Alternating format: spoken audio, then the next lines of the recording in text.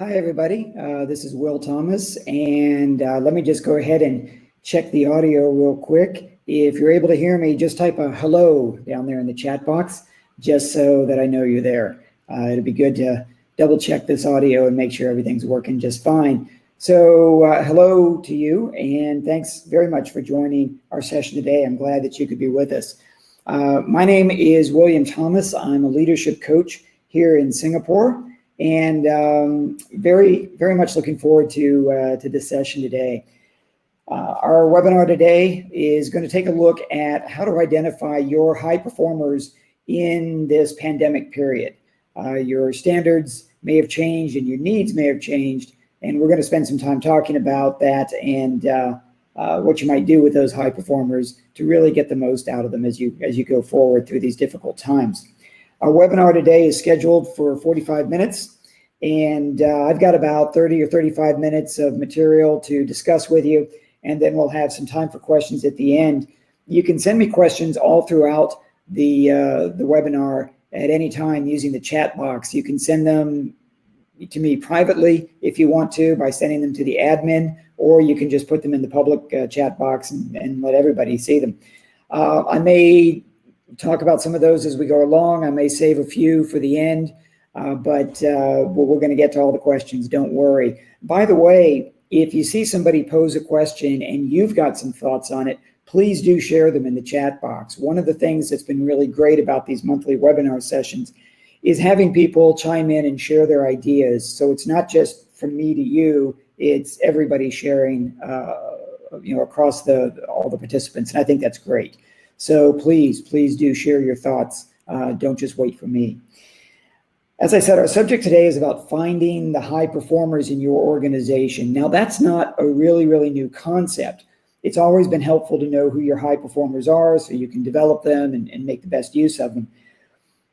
But I would argue that it's taken on an extra urgency in our current situation with an ongoing crisis now and an upcoming transition into what's going to be a long economic recovery. And frankly, there's dealing with a lot of uncertainty ahead. It was just today that the IMF came out with their new projection for the global economy. And last month, when we were having a discussion, we said that it was looking at a 3% contraction. As of this morning's report, they're looking at a 4.9% economic contraction. So there's a lot of uncertainty still ahead and a long road to recovery. Now, when it comes to your high performers, we have talked in earlier webinars about the need for resilience and the importance of planning for recovery. And in both of those cases, we highlighted the importance of having the right people in place. Last month, in fact, we discussed the importance of holding on to your people rather than retrenching them or laying them off or letting them go. But the reality is that you may not be able to keep everybody. And so it's important to know who your most valuable employees are going to be. Now, you might feel like you already knew who your high performers were back before the pandemic started, and that's great. But the thing to keep in mind is that your definition of a high performer under earlier conditions might not be the same as a high performer today. The skills that are needed in order to be successful in good times are not necessarily the same as the skills that are needed to be successful in challenging and uncertain times. To put that into perspective, consider an activity that we probably haven't been doing a lot of lately, and that's flying. Now, for as long as I can remember, certainly for the last century, which is longer than I can remember, the image of the pilot has been a very romantic one. I remember seeing this, of course, during my career in the United States Air Force, where anyone who was not a pilot, like me, was basically a second-class citizen.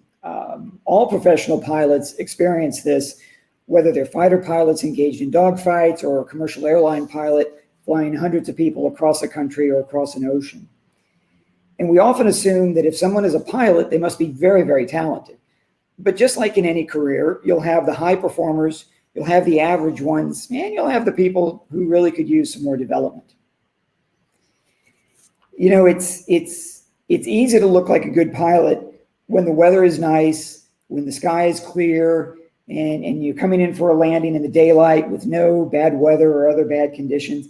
And as passengers, we experience a safe, smooth landing and we think, hey, great pilot.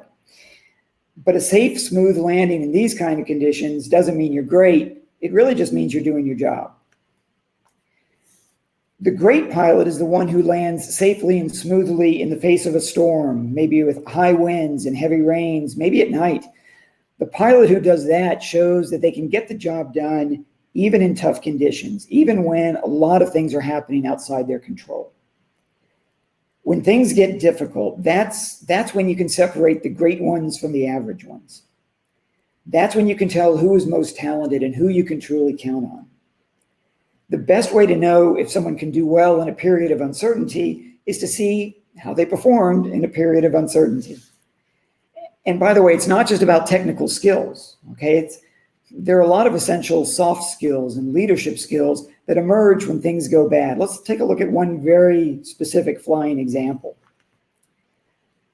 Back in early 2009, a US Airways flight took off out of New York and it hit a flock of geese as it was climbing. And the geese got into the engines, they lost both their engines, and they had to land on the Hudson River.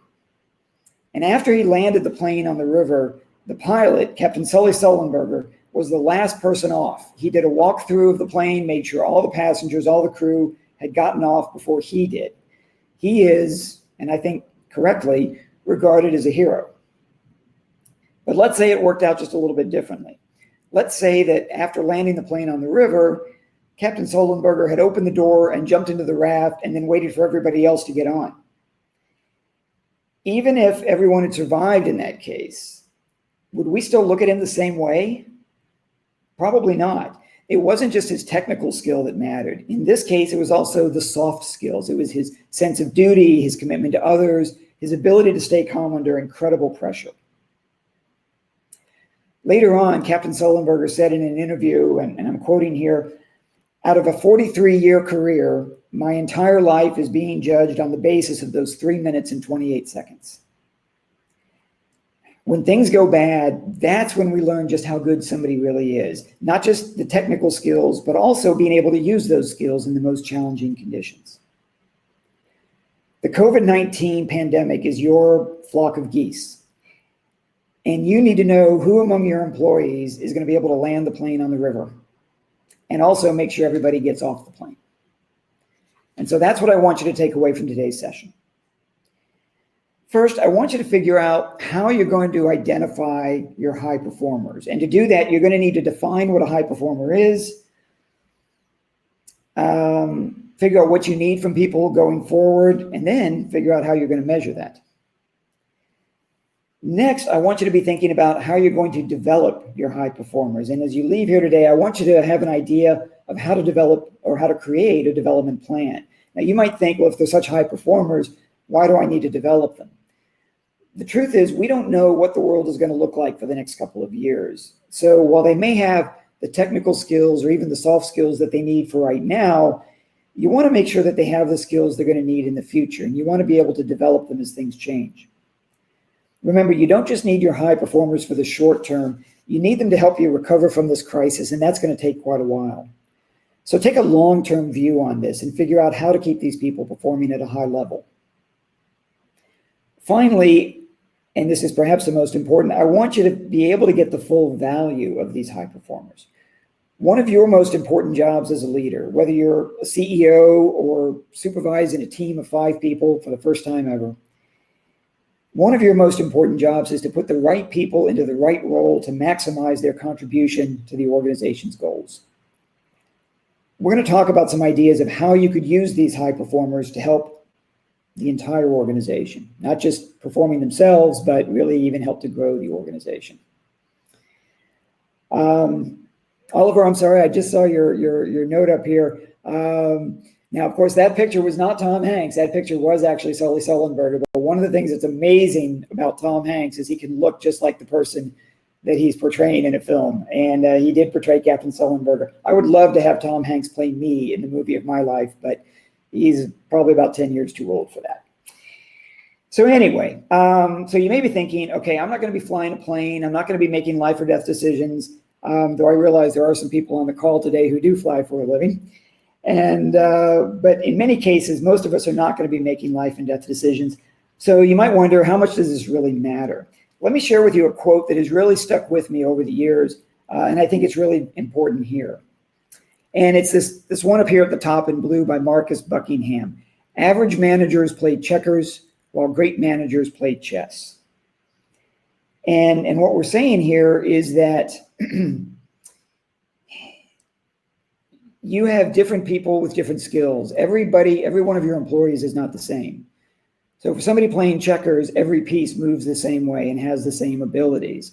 But in chess, every piece is different. Every piece can be used differently. And you as the chess master, you as the leader or the manager, need to be able to use those pieces. You need to be able to use your employees in a way that maximizes their immediate business value, but also helps the organization grow going into the future. Now, in our current situation, what that means is you need people who can deal with changing business objectives, who can deal with new work environments, going from the office to the home and maybe back to the office. You need people who are good at remote collaboration and so much more. Identifying your high performers helps you put them into the roles where they can do their best.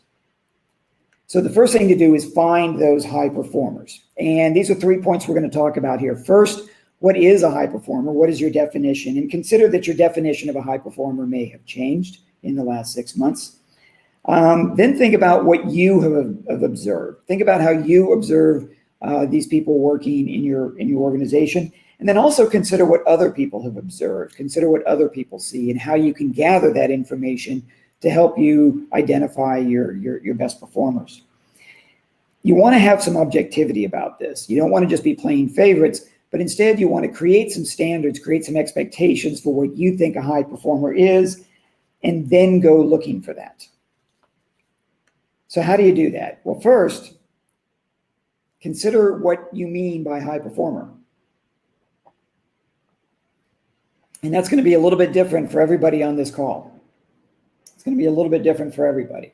But one thing I'm going to suggest is that being a high performer is not just about hitting their KPIs. It's not just about hitting targets. In the olden days, meaning 6 months ago, you might have looked at a salesperson and said, well, if they're hitting their sales targets or if they're exceeding those sales targets, that's a high performer. I'm not saying that doesn't matter anymore. I'm saying that there's more to it than that now. You need to be considering how they've responded to this crisis, how they have reacted under pressure, how they have dealt with the stress, how they've been able to find a way around obstacles and over challenges and continue to move forward.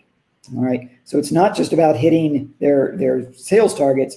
They might not be hitting their sales targets, but they might be getting as close as they possibly can. Just, given the conditions that they're working in. Also consider the technical skills that are going to be important. Consider what they really need to be able to do. It may be that the skills that were important 6 months ago are not quite as important now. For example, again, coming back to the salesperson example, you might have somebody who's really great at in-person meetings, like they go in and conduct a client meeting and they're fantastic in person. But on video calls with a client, they may come across as very wooden. They might be staring at their notes the whole time and never looking at the camera. They may not be quite as good online as they are in person. But if you're going to be doing online sales calls going forward, well, that's the technical skill that matters. So one of the things you're going to want to do is sit down and figure out what technical skills, what functional skills are most important for the people in their different roles. They may be the same as they were before, but they may be something different. You also need to consider what soft skills are going to be important. Tony Jin is making the point here that besides the job-related KPI and the job-related skills, it's also important that they align with the company's core value. And that's something that's very important here. You might not have thought that was really important beforehand, but when you get into a challenging situation, those core values become so incredibly vital. And if somebody is not aligned with those values, for example, if one of your values is collaboration and they're very focused on their individual work, they might have been able to get away with that in a different setting or in under a different set of conditions. But now that may not be appropriate. And, that can really, really be a problem. So look at, when we talk about soft skills, we often think of things like leadership skills, communication, responding to stress, managing change, being comfortable with uncertainty, things like that. And those are all incredibly important. But I think the point here is well taken, that also looking to see how somebody is aligned with the company's core values is going to be much more important now than perhaps it was before. So really, it's not just looking at how somebody has performed in the last 6 months. It's also looking at how they are going to perform going into the future. Do they have the skills necessary for success in the future? So how do you figure that out? Well, first of all, look at what you're seeing. Look at what you can observe. First of all, again, are they hitting their targets? Are they hitting their KPIs? Like I said, it's not the only thing that matters, but it does still matter, right? So look at it this way. They may be hitting or exceeding the targets that were set for them, the performance goals that were set for them. And if so, that's great. But then you want to look beyond that. It's also possible that they're not hitting the performance goals that they originally had. And before you just write them off or dismiss them, you want to look and see why they're not meeting their goals. It's possible that nobody is. It's possible that your goals needed to change. If somebody is a hotel housekeeper and they have a performance goal based on how many rooms they clean on a daily basis, obviously they're not cleaning as many rooms these days. But that's not because of any poor performance on their part. It's simply the fact that nobody's staying in the hotels. So consider, if somebody's not hitting their targets, why they're not hitting their targets. Then look at your observations of their work. How are they in meetings, whether, mostly online meetings, I guess, for most of us these days.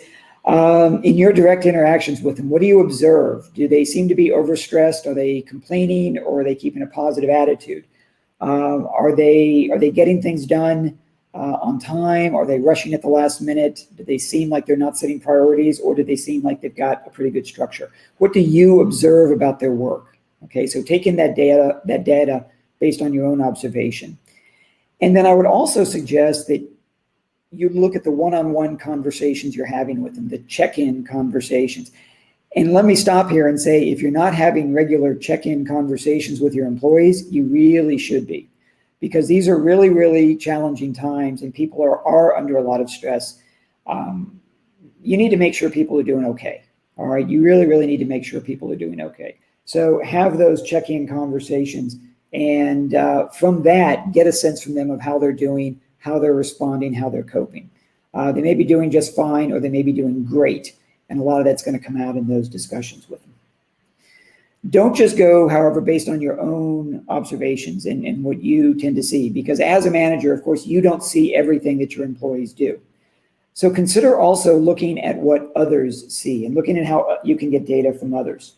Now, the first point that I suggest here is perhaps running a 360 feedback program. And if you do 360 feedback already, that's great. You may want to consider running a 360 assessment now, even if it's not the normal time of year for doing it. Now, the reason I say that, and frankly, the reason this is the topic of this month's webinar, is because I was talking recently with one of my coaching clients, and they mentioned that their company was doing a 360 feedback right now. And that's a little bit unusual. It's out of cycle because they usually do it at the end of the year. And they thought maybe, this is kind of adding a little bit of work to everybody's day. And as we talked about it, we realized, well, maybe what the company is doing is trying to figure out how everybody is performing under these new conditions.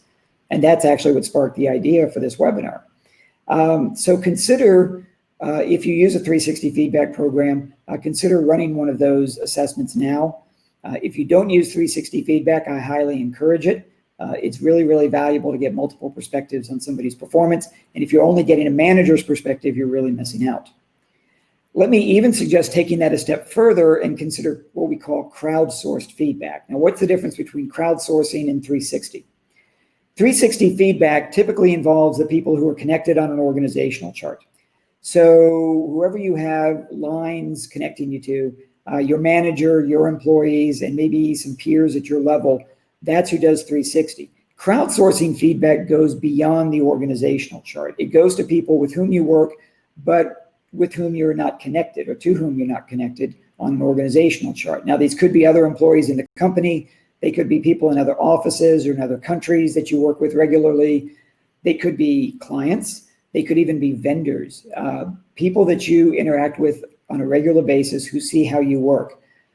It's helpful to reach out to those people and get some assessment, and not a formal, maybe not even a formal 2-page survey, but maybe just a couple of questions of what is your interaction like with this person. So consider crowdsourcing feedback. Also, think about peer recognition programs. If your company has any sort of a peer recognition program, see who's getting recognized, who's being recognized by their peers.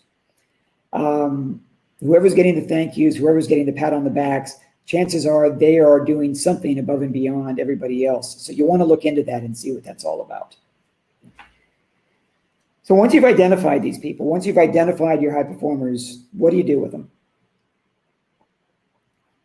One of the first things I think you want to do with them is be ready to develop them even further. Why?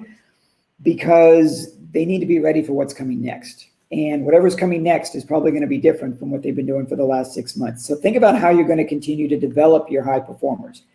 And I want to propose this concept to you. Now, you may have heard this before. Certainly, if you work in HR, you've heard this concept before, the 70-20-10.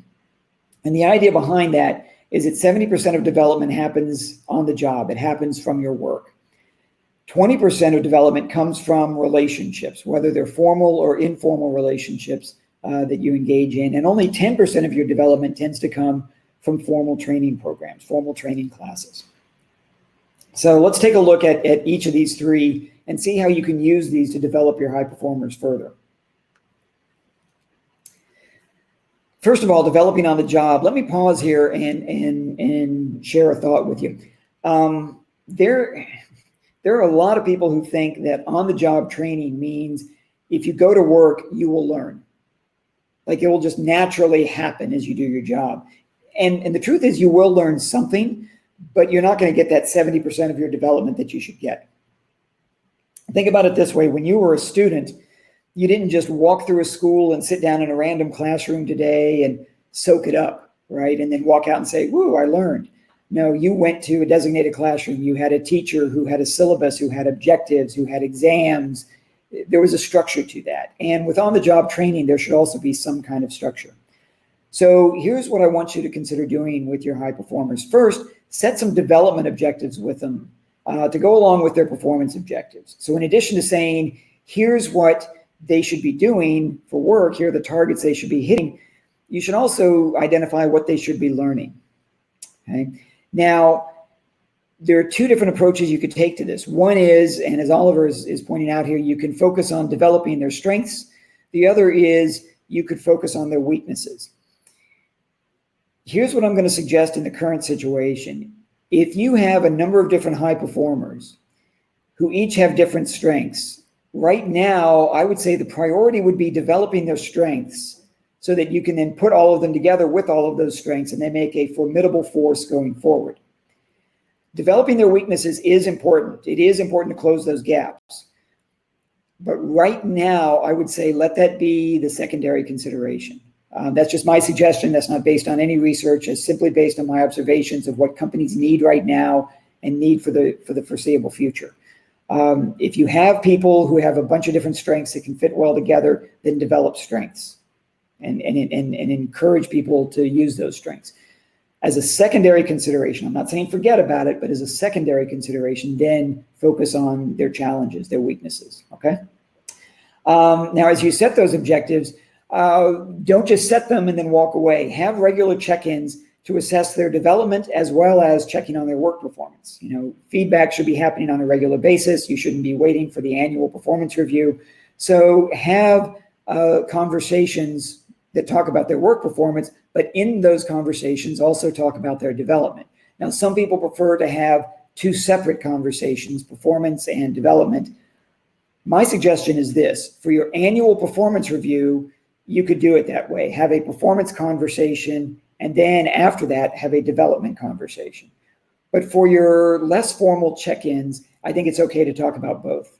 And frankly, we're all pretty stretched for time right now, and it's difficult to make a meeting happen. You can't just pop into somebody's office. So maybe get the most out of one session rather than trying to schedule two.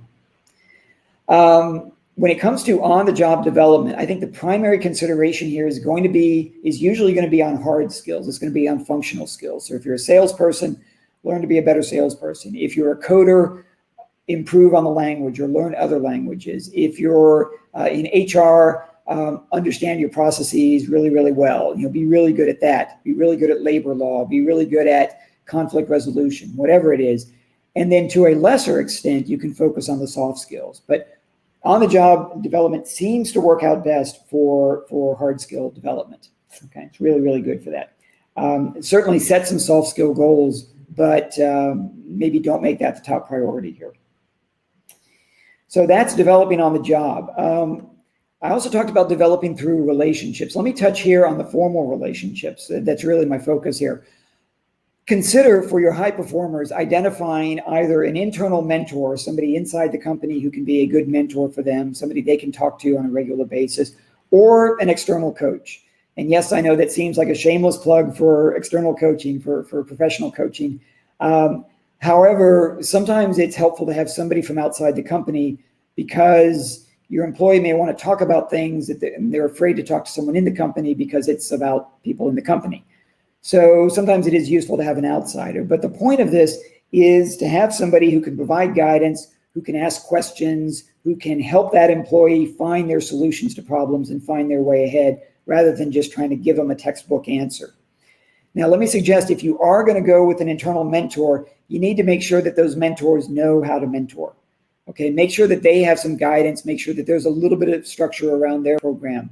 When I was in the Air Force, we had an entire manual called Air Force Mentoring, and it was the Air Force Mentor Program. And the idea was that it would help you, basically it would give you the guidance for being a mentor. It would give you some recommendations on how often to meet. It would give you ideas about asking questions rather than just providing solutions, things like that. Make sure your mentors know how to mentor. And there are a lot of great programs out there on coaching that I think could be valuable for some of your mentors as well as for you. The last thing there I would say is that these relationships tend to focus on soft skills and even on career planning. So this is a good opportunity for your employees to talk with somebody about their career. They may not want to talk to you about it because they don't want to give everything away, but they need to talk to somebody. And so you'll find that these relationships can be very useful for career planning as well as for that soft skill development. Now, I'm focusing here on formal relationships. Let me also point out that informal relationships are really valuable. They're just a little tougher right now because we're not able to meet in person. And I don't think that a Zoom meeting has quite the same impact that a trade association meeting or a Chamber of Commerce meeting or just a simple meetup group has. But informal relationships, whether inside the company or outside, can be really, really useful as well for doing the same things as a formal relationship. The last point, the 10% of development tends to come from training, from formal training. So what I suggest you do is work with your employee to identify some classes that would be appropriate for them. Now, these classes could take different forms. It could be a trainer coming in to teach an in-house course. And I'm doing quite a few of those these days as companies are finally transitioning to online training. It could be a public course, and there are still plenty of public workshops and public seminars that they can sign up for. It could be some individual self-paced work like LinkedIn Learning or Coursera or something along those lines. But whatever it is, work with your employee to find a class that's appropriate. And then have a plan for applying that coursework on the job. Before somebody takes a course, make sure you and that employee sit down and talk about what they should get out of it and what they should do differently when they come back. And then have some follow-up after the course to make sure that it's actually happening, that you're getting the results, getting the return on that investment in training. Training programs are very effective for both hard skills and soft skills. They can go and learn a programming language. They can come to me and learn how to lead. That is that kind of thing. So look for the training opportunities. But remember, that's not where the bulk of your development is going to come from. The bulk of it is going to come on the job, and I encourage you to put some effort into that, to put some real structure into that. Okay. So as you develop these folks, you want to be getting the value from them. And over the next few years of recovery, that's going to be really important. So how do you get value from your high performers? We're going to talk here about enhancing their individual value that they bring to the company, but also how they can bring value through leading a team or leading a project. And finally, how they can help you continue to grow the company. And yes, your company can grow in this recovery. There are going to be opportunities. Some of your competitors are fading away. Your customers' needs are changing. If you're a hotel, you might think things are really challenging. If you work for Zoom, I guarantee you, you're very busy these days. So, look for those opportunities and make sure that your high performers are there to help you take advantage of them. So first, how do you get the most individual value out of your folks? The first point I'm going to suggest there is, they're still pushing towards their individual targets. And I was talking with somebody just before this session today. He's just had his appraisal meeting and he's going in now to set performance goals for his employees. You need to pay a lot of attention to this. It could be that that you need to downsize those targets, those goals, those performance goals you have, just because that's the reality of the world. But with your high performers, you may also want to raise their performance goals, or at least maybe make them higher than everybody else's. You've probably heard before that the reward for doing well is doing more. And I think that's very true here. If you've got people who can contribute more to the company, then put them on a course to contribute more to the company. All right, take advantage of that. Take advantage of them. Realize too that if these folks have been successful so far, it's probably because they found a good way to work in a stressful situation. So give them the freedom to develop their own way of working and be able to change that as conditions change. So, let them figure out kind of what kind of schedule they're on, what kind of, how kind of work-life balance they're going to maintain, if they're going to block off time during the days that's specifically for work, not for meetings. If there's a way that you can let them, if you can give them the freedom to be innovative about how they are going to work without disrupting everybody else, let them do that. Okay, don't try to hold them to a strict working style like you might have done in the office with show up by 9 a.m. and leave at 6 p.m. and take a 1-hour break for lunch. Give them the freedom to figure it out and encourage them to be flexible in the face of change and continue to change how they work as conditions continue to change. Some of us are going back to the office these days. The way we're going to be in the office now is different than how we were in the office 4 or 5 or 6 months ago. So make sure that they know that it's okay to be flexible as conditions change around them. How can they bring their skills to everybody else? How can they help to bring the entire team up or the entire company up? Well, one way is by leading teams or leading projects, whether these are ad hoc sorts of things or new teams that are being created. Leading projects allows them to take the skills that they've developed to be successful, to deal with stress, to overcome obstacles, and bring those to other people.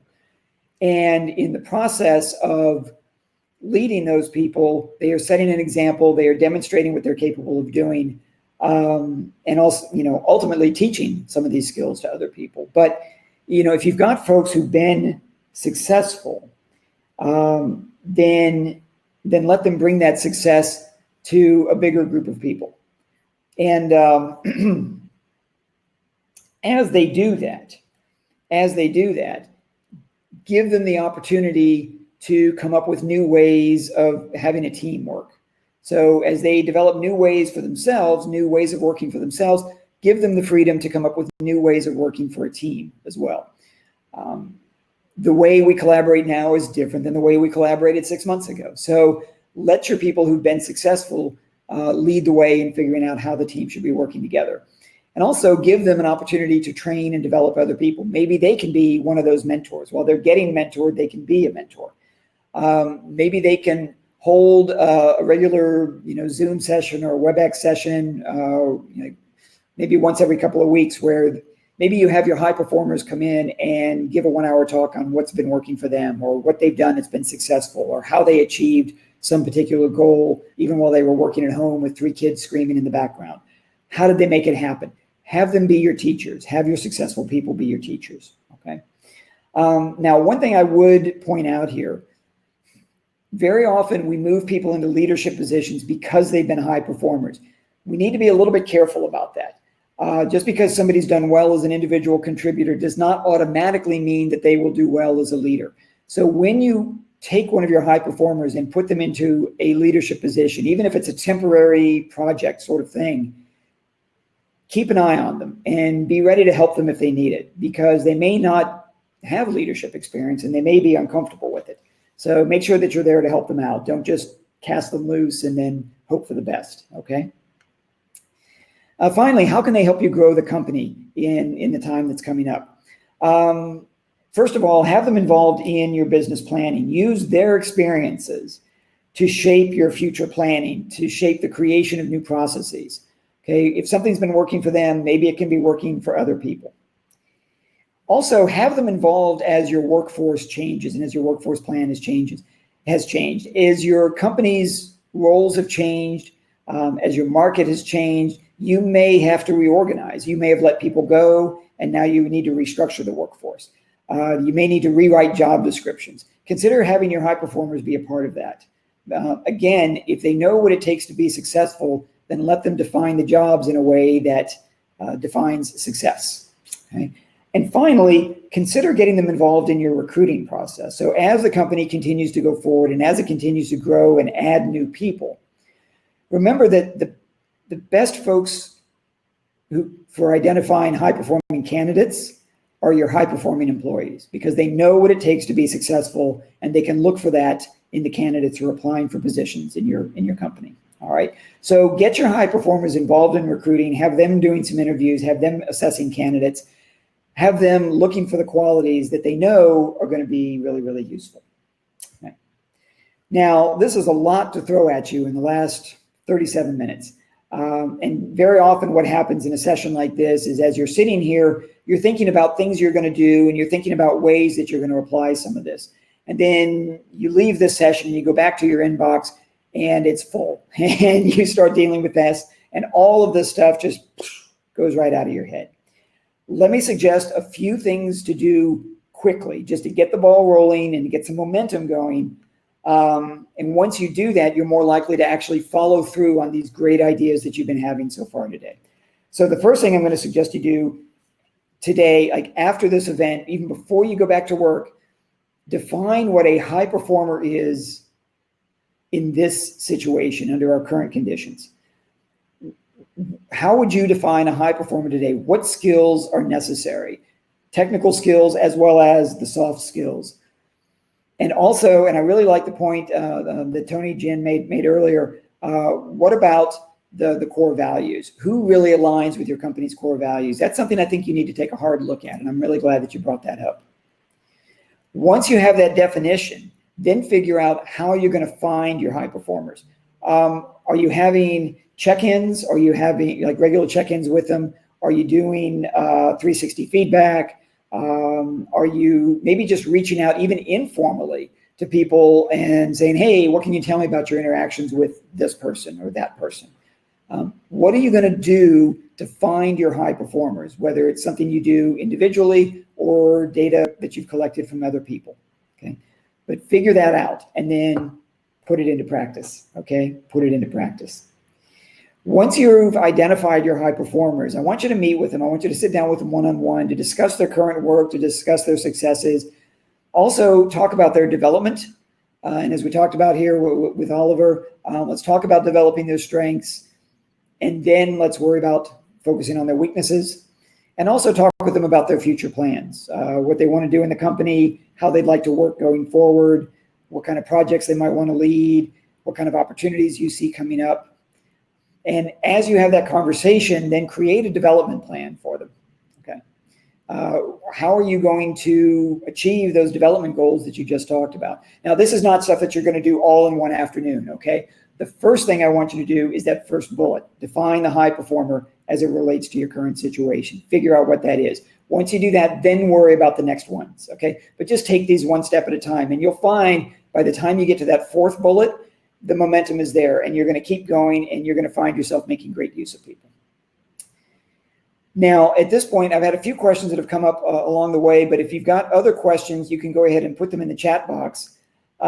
We've got about 5 minutes left to take those. I've got a couple that came to me through a direct message on the chat box. And somebody asks here, who makes a good mentor? If you're going to pick a mentor in a company, who would be a good mentor?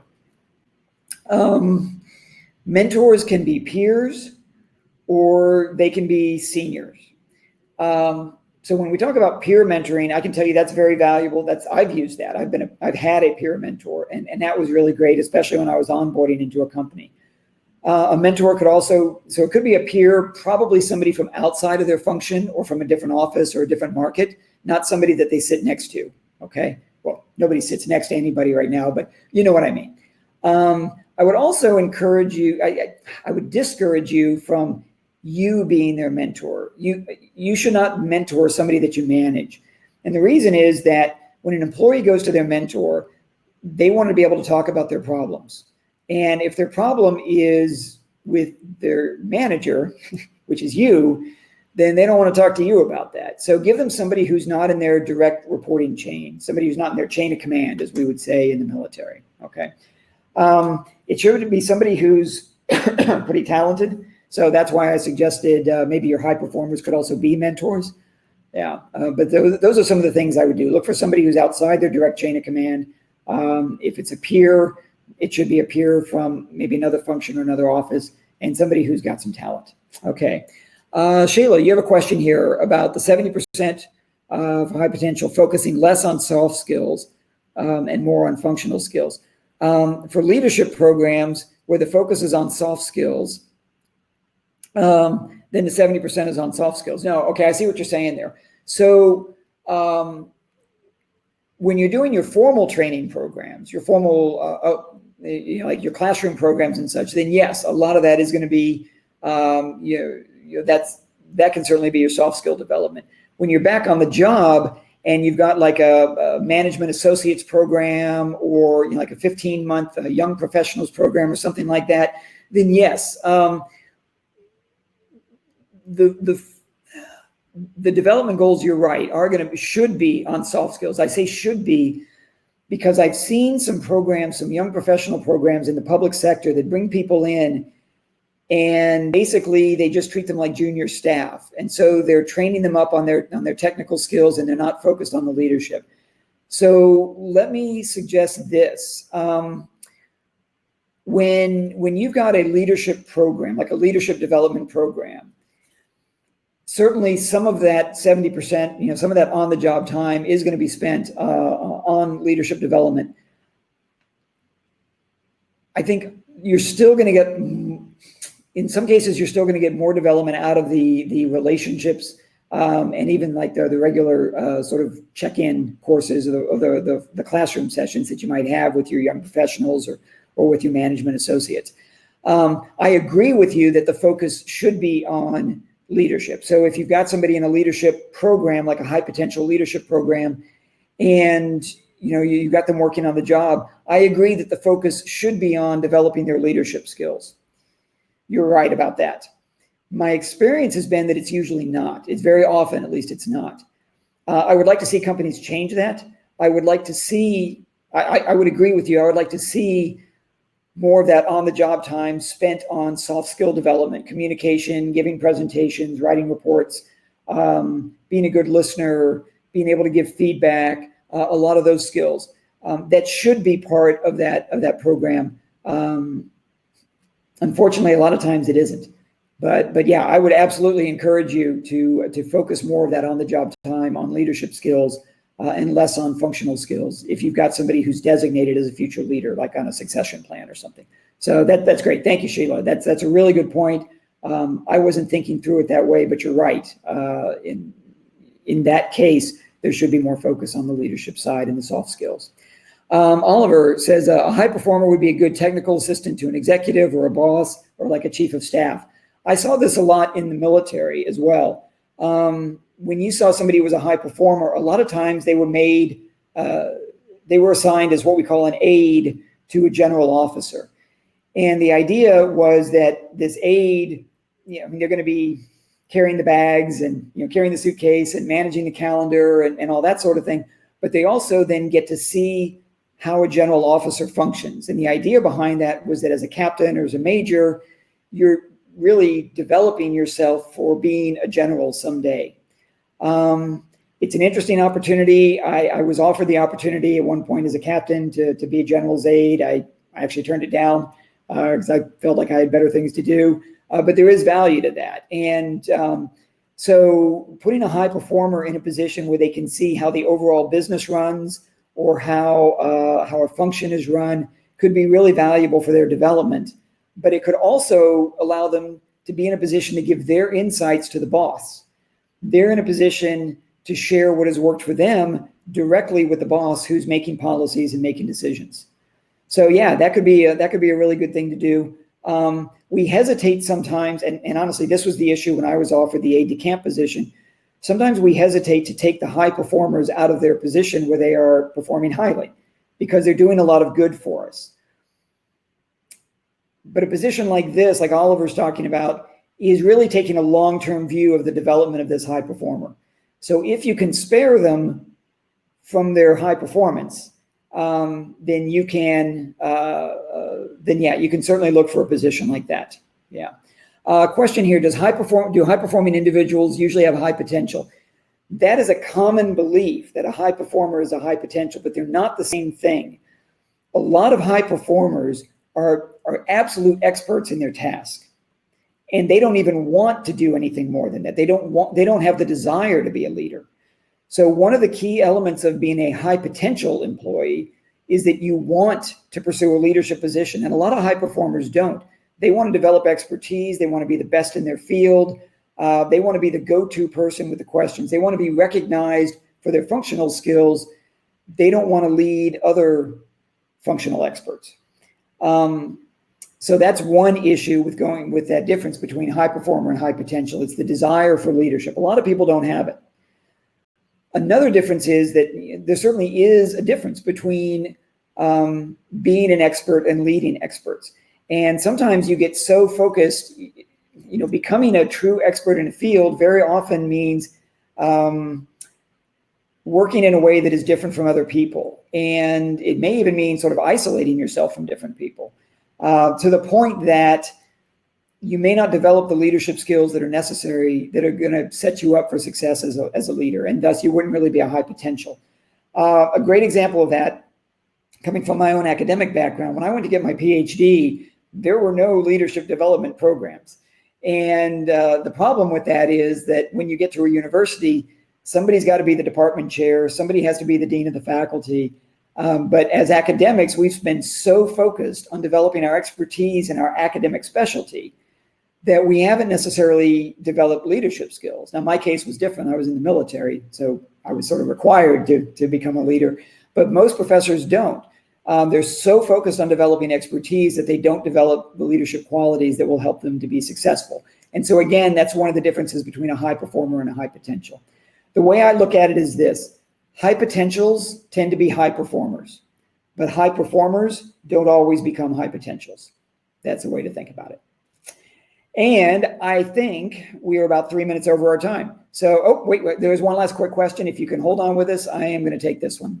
Eugene asked, is there a risk for high performers to take on additional challenging scopes during this period? Are there strategies to manage the risk in such uncertain times? Yeah, it is. There is a risk. I keep talking about getting your high performers to give you the best value that they can. You can burn these people out.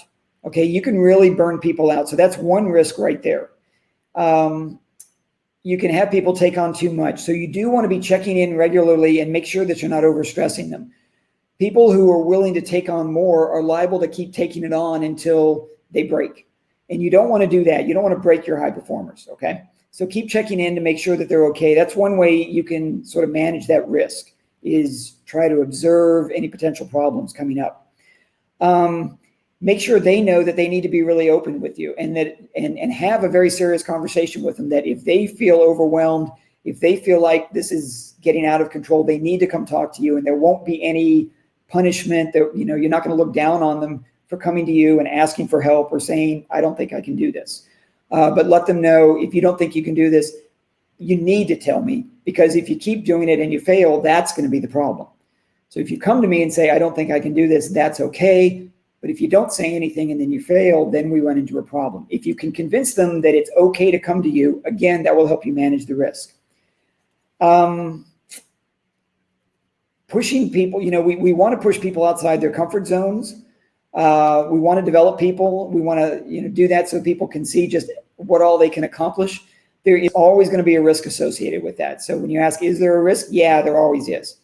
But you need to be able to manage that risk. And I think the best way to do that is through open communication. That's probably going to be your number one way to help mitigate that or help manage that. Yeah. So thanks, Eugene. And I know that you're going to be setting goals for people. So set them high, but just make sure that you've got an opportunity to check in with them and make sure that they're actually doing okay. All right. Keep those lines of communication open. One last tiny point on that. That's a lot harder today because they can't just pop by your cubicle or pop into your office. So you've got to schedule those check-ins because the random talks don't happen that often. Okay, so make sure you do that. Oliver, thank you for your thoughts there. I really enjoy the opportunity to get together with folks and have these conversations. I know we've gone a few minutes over our time, but I thank you for sticking with us. I hope that all of you have gotten something out of this today. If you've got any follow-up questions, please feel free to reach out to me. You can respond to any of the emails that you've gotten about this session. That'll come right back to me. Do visit our website, designingleaders.com, to take a look at some of our programs, to learn more about our coaching. If you're looking for an external coach, call me, okay? And with that, I'm going to say thanks a lot. I hope to see you all next month. Not sure what the topic's going to be. Depends on what my clients bring up as a challenge. So in any case, though, we will see you in about 4 weeks. Enjoy the rest of your day. Thanks, everybody.